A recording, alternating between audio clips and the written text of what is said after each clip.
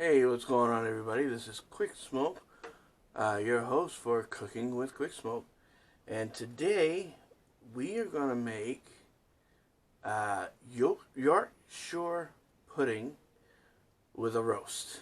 Okay, and why we are making this is because I was speaking with GamesterDad, and if you don't know who GamesterDad is, I will leave a link to his channel in the description. And he was telling me about different kinds of traditional British dishes. So, and he told me, he was telling me about Yorkshire pudding, and it it sounded absolutely delicious. And then he sent it to me, and what threw me off was that he said that you you eat it with gravy and roast on top, and I'm like, pudding with gravy and roast? And believe it or not, if you don't know what Yorkshire pudding is, it's not actual pudding. It's like a pastry, almost like a croissant, if you will, from what I've seen. I've never made it before, and so this is going to be interesting. You're going to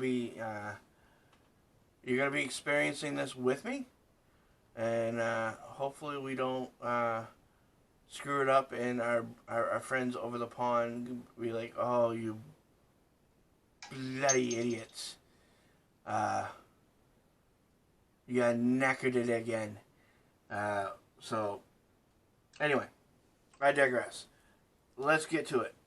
So, what you're going to need for Yorkshire pudding, and I'm going to do this in different sections. I'm showing you the Yorkshire pudding, how to mix the Yorkshire puddings first, because you need to do it at least an hour or a little bit more before you cook it, okay? Because it has to sit in the fridge for an hour, at least an hour before you make it, okay?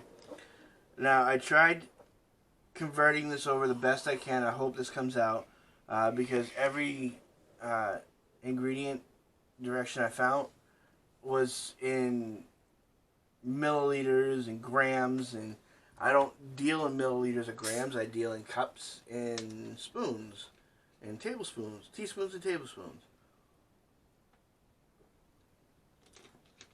So, I am making this for all you American folks here, and I'm going to tell you in American. So, first thing you need is all-purpose flour, and it has to be all-purpose flour, not self-rising, not anything else, all-purpose flour, because otherwise your Yorkshire puddings will not rise properly. Okay?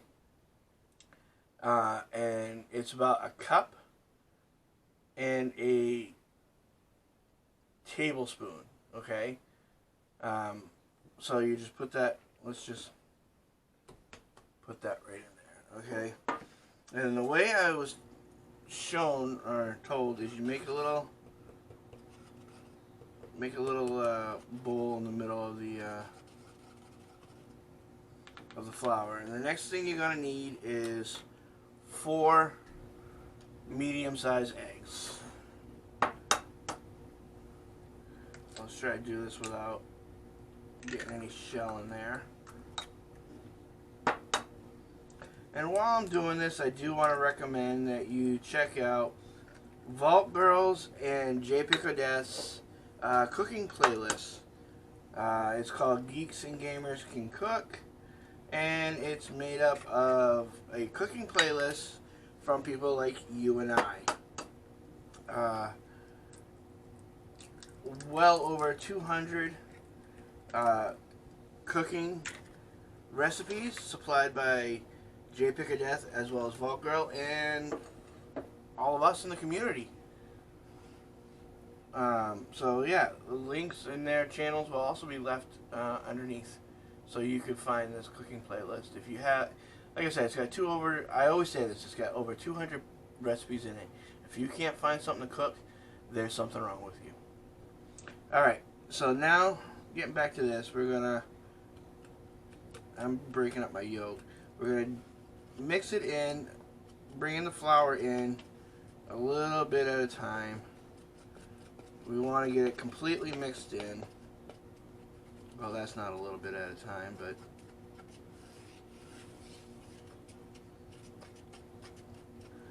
And as you can see, it's starting to look like a little bit like cake batter almost.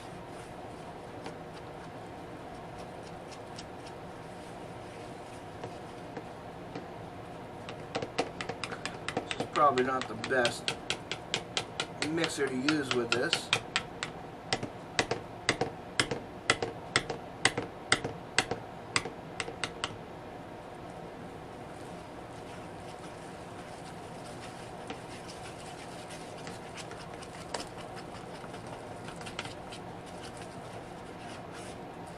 And I'm sure there's probably a couple of our British friends going, "Oh, Mike, you bloody wanker. You're knackered in it already." But actually, you know what? It's coming out like how I saw it in the video. So I am not knackered in it. Go America. No, I'm just kidding. 1 second, I'm going to grab a little scraper here.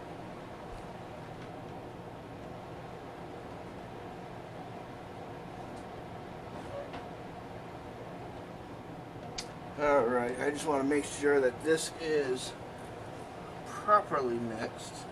Proper mixed, as our British friends would say, our UK friends, which are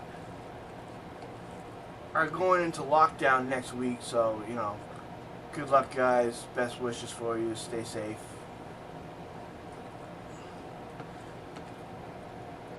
Yeah, so we want it kind of like this consistency right now at this point, okay? And then we're gonna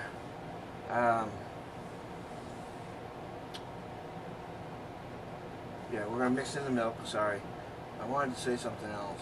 Now this is pretty much, I mean, from what I was looking to see the conversion, it was a cup of milk minus 2 tablespoons plus 2 teaspoons.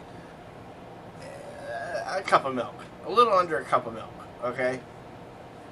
And then we're going to mix it all together.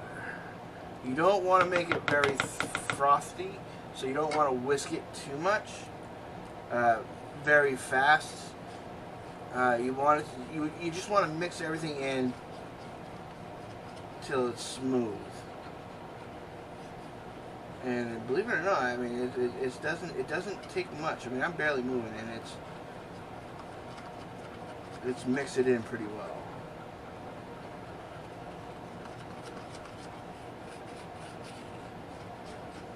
Let's scrape the edges here, so we're not having lumps.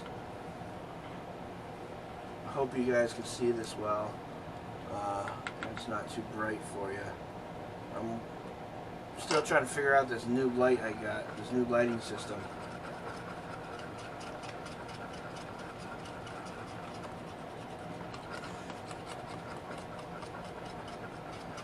So let me know if you in the comments below if you've tried this before. Let me know if I'm doing it wrong, but please be gentle. Be gentle if you think I'm doing it wrong. Alright, this is the first time I've made this, and I told GamesterDad that I would do it and recommend dedicate this video to him, so I am dedicating this video to you, GamesterDad, my hero, my superhero. Alright, now you want it pretty much to have that consistency. You don't want it lumpy. You want it kind of smooth, not frothy, so you don't want to whisk it too hard.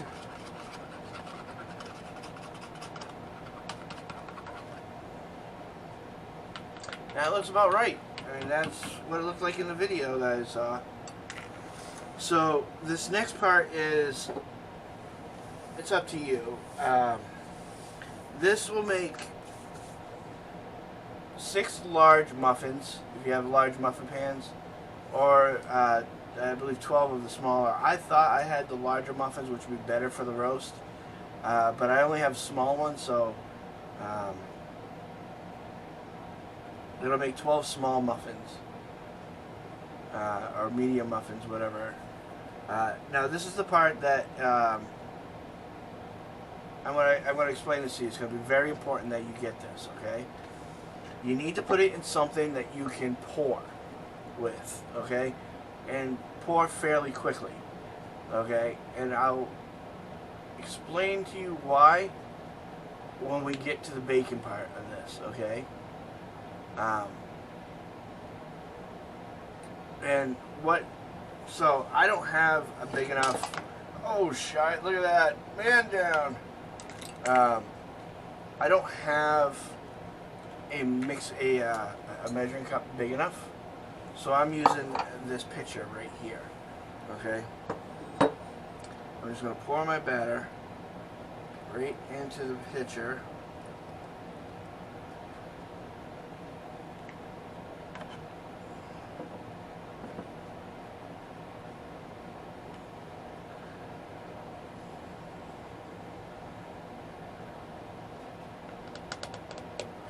Alright, there you go.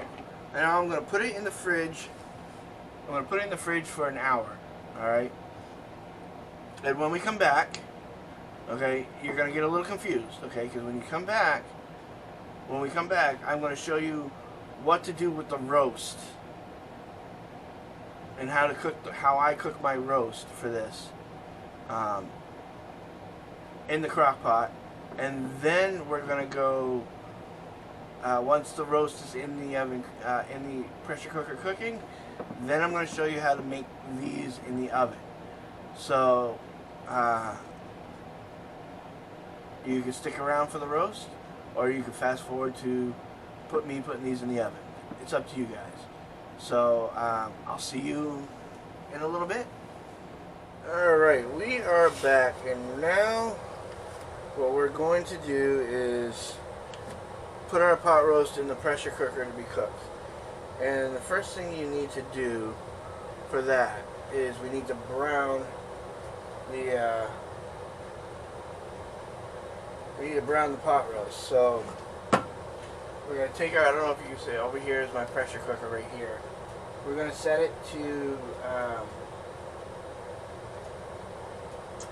where is it? We are setting it to sear. Right here. Alright, it's going to take me as much as I can to do it, so I'm putting 20 minutes. You don't need 20 minutes, but I'm putting 20 minutes on it just to get it going. Get it hot. Get it hot in here. So, I'm not just going to, I like to put some butter in there, and once that starts to melt, I'm going to throw some garlic in it. But until then, we're going to take our roast out.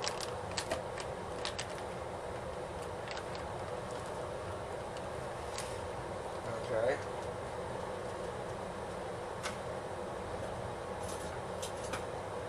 And we're going to put some flour on it. Now I have my own premix. It's a little bit salt and pepper, a little bit garlic, a little bit onion flakes to give it a little extra flavor. So we're just going to put it right on top here. We're going to cover the whole thing. Okay, so we're going to rub it around. It's going to help with that sear to brown our roast here.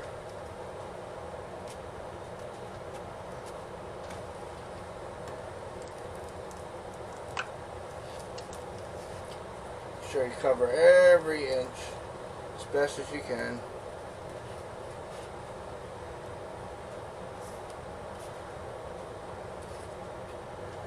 Alright. Now that is covered enough.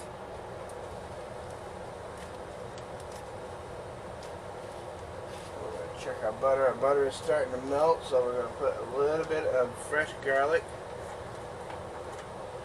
in here.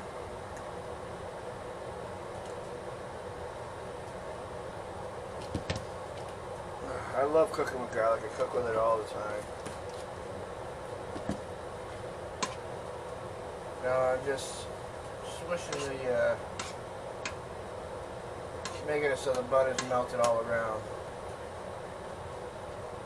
We're not burning our garlic. And I'm going to place, see if you can see this. Pull this over far enough.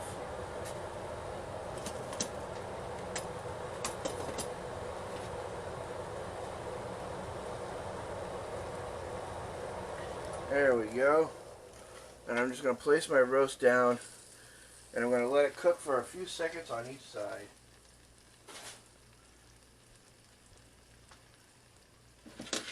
While that's happening, I'm going to rinse my hands off.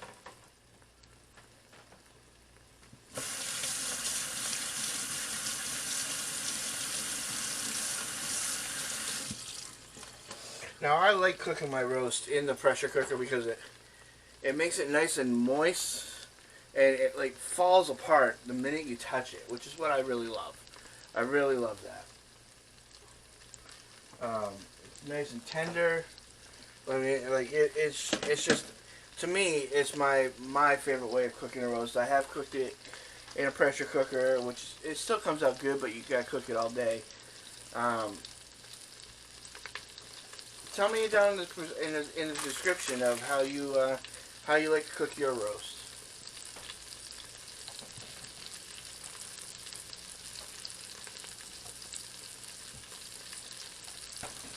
Just gonna take a quick sip of my nectar of gods here, the Gatorade.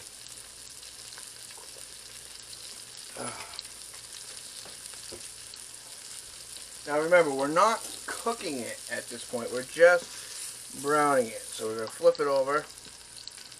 I probably could have gone a little bit more, but for all intents and purposes of time, we're doing it like that.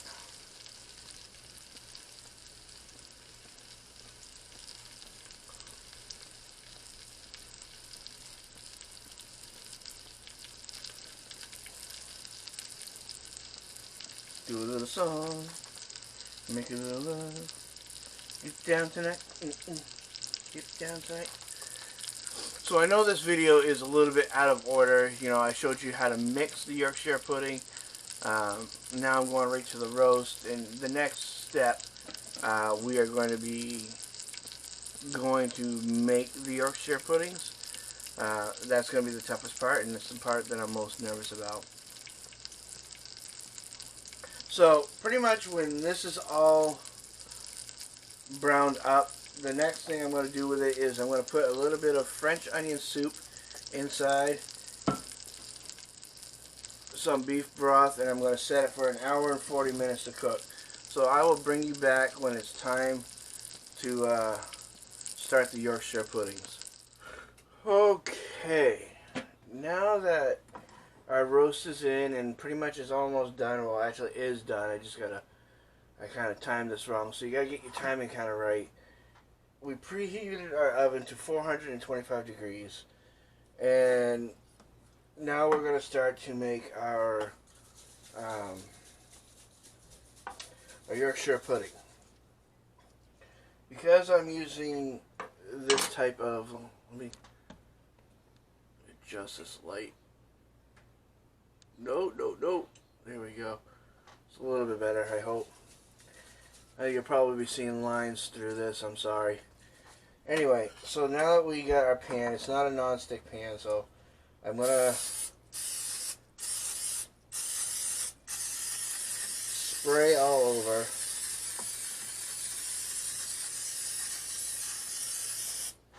Okay. So the next thing, now that I sprayed, I probably should have sprayed away from the camera because now probably on the lens. I had to go to my butcher, okay? And I don't know how your butcher does it, but my butcher gives me free beef fat. They don't charge for it. And then I had to render it. So when I rendered it, it took all day to render. I did it in a crock pot. There's tons of videos on how to render fat. It'd be a pretty boring video for me to make for you. But this is what is left, okay? So what we want to do is we want to take about a teaspoon. Oh, and put it in each spot.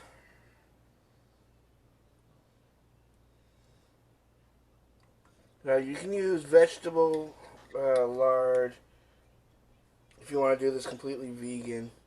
It doesn't have to be beef, but they do recommend it because it's the taste.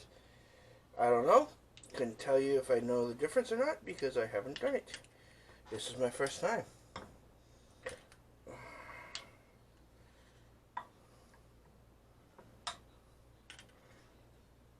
I mean, some people say, you put a lot in, you put a little in. Some people say do it hot already. I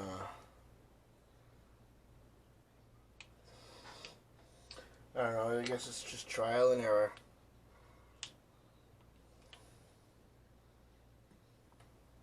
I'll put a little bit more in that one.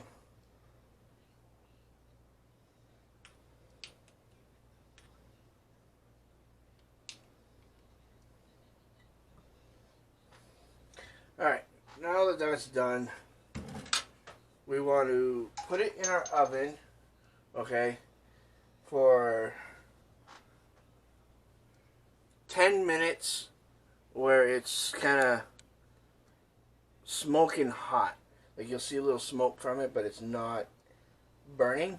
So we're going to put it in our oven and then we'll be back in about 10 minutes and then I'll show you what to do. Okay, so our grease, our fat has been rendered in the oven for 10 minutes. It's now time to pull it out. This part you have to be very, very quick with. You can't mess around. So you got to be trying as quick as possible when doing this. Hopefully I got this in the camera angle just right so you guys can see. Okay, I did put a pan underneath my oil in case it overflows. And now you just want to quickly pour about, and you can hear that sizzle. And that's how you know you've done it right, is when you hear it sizzle. You want to pour it about 3/4, oops, that one might be a little too much. 3/4 of the way up. Or about halfway, I should say. And again, you want to do this as quickly as possible because we want to get it back in the oven so everything can rise. And of course I'm messing up right now.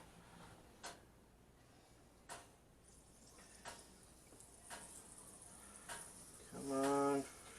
Whew.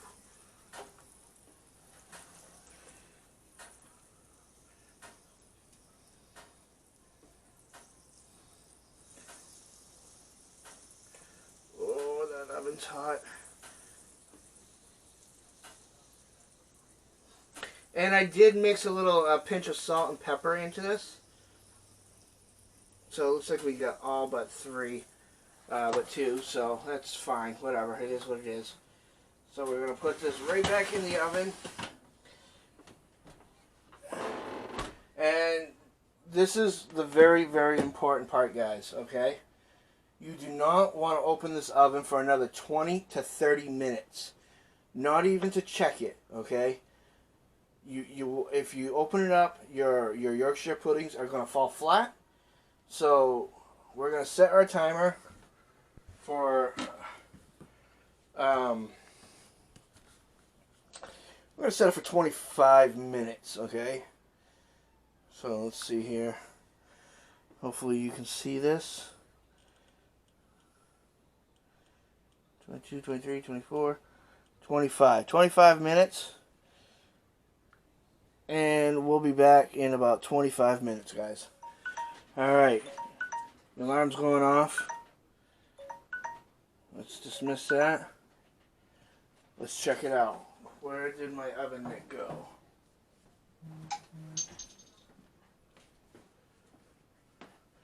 Alright, guys. Let's cross our fingers. Let's hope that these came out. Oh, Oh, guys. Oh, no. Oh, no. They came out absolutely beautiful, guys. Let me see if I can get this up here. Alright. Alright. Let me readjust the camera and we'll start plating. Alright, we're back. These came out looking phenomenal. Let's just take a quick look at them. Let me pull another thing out so I can grab this. I mean, look at these. Absolutely gorgeous. They look like the picture. So now now that we got everything all set, everything's done. Off camera, I warmed up some carrots, and I made mashed potatoes. I know you're supposed to do roast potatoes with this, but I couldn't do it. So let's get a plate on here. All right, and we'll start plating them. Let me see if I can make it a little bit brighter for you guys. No. Alright. Well, this is going to have to do, guys. Alright? This is going to have to do. Alright, so first things first.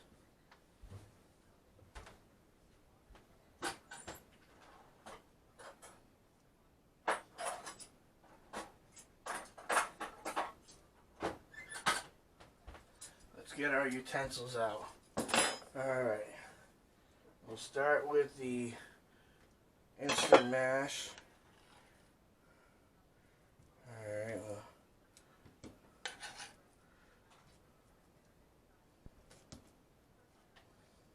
I'd like to make a little bowl in them. Okay. So now we got our mash. Let's get our carrots. Pull our carrots out.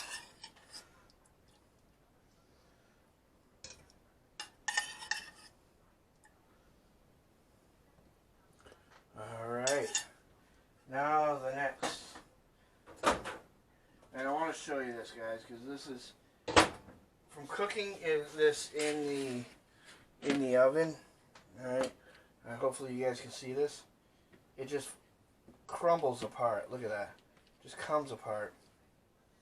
Alright, so now we got our meat ready. Let's take this one right here. Now let's take this one looks really good. It's it's light. It's a little crunchy on the outside and moist on the inside, which is great, which is what it's supposed to do. It's supposed to be like. Let me break this meat up a little bit more. We're going to put it right on top there. I don't know if this is how you serve it or if you just dip it like a biscuit, but we're going to do that. And then last but not least, the gravy. Now, I made this gravy right out of the broth that was inside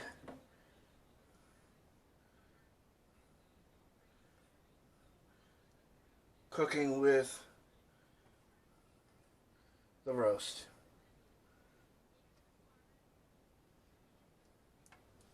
I like a lot of gravy on mine. On my mash. And we're just going to add a little salt and pepper to the mash because I do like to put some salt and pepper on my mash.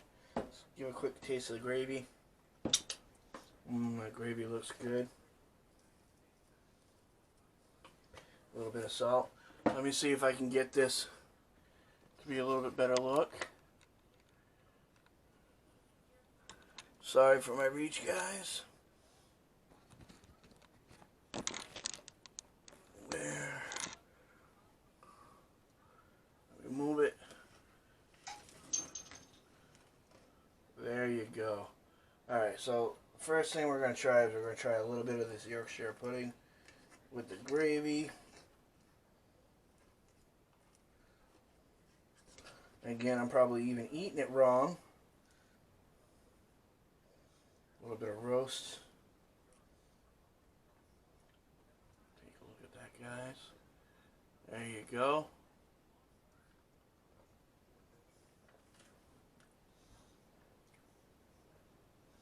Oh my God. Oh my God. You Brits know how to do it. Get a little bit of a mash. Some gravy. Corn. Carrot. Wow. I could actually just snack on these. I mean, look how they came out, guys. It's absolutely beautiful. Brown just right. For me, I would slap a little butter on this and just dip it right in the just dip it right in the gravy there. But I don't think that's how you're supposed to eat it. So anyway, guys, I hope you like this. I hope you try this out, and if you do, let me know in the comments. Okay, let me know how it comes out. Really appreciate you all for watching this and joining me on this little adventure for first time making Yorkshire pudding. I think it came out phenomenal. Until next time, hit that like button, hit that subscribe button, hit the bell notification. Make sure you comment in the comment section of how much you like this. And if you don't, if you know somebody who doesn't know who I am, let them know who I am. Get them to subscribe. We'll be a bigger and happier community for it. Let's get to 1,000 this year, guys. Come on. Have a good one. See you in the next one. Much love to you all.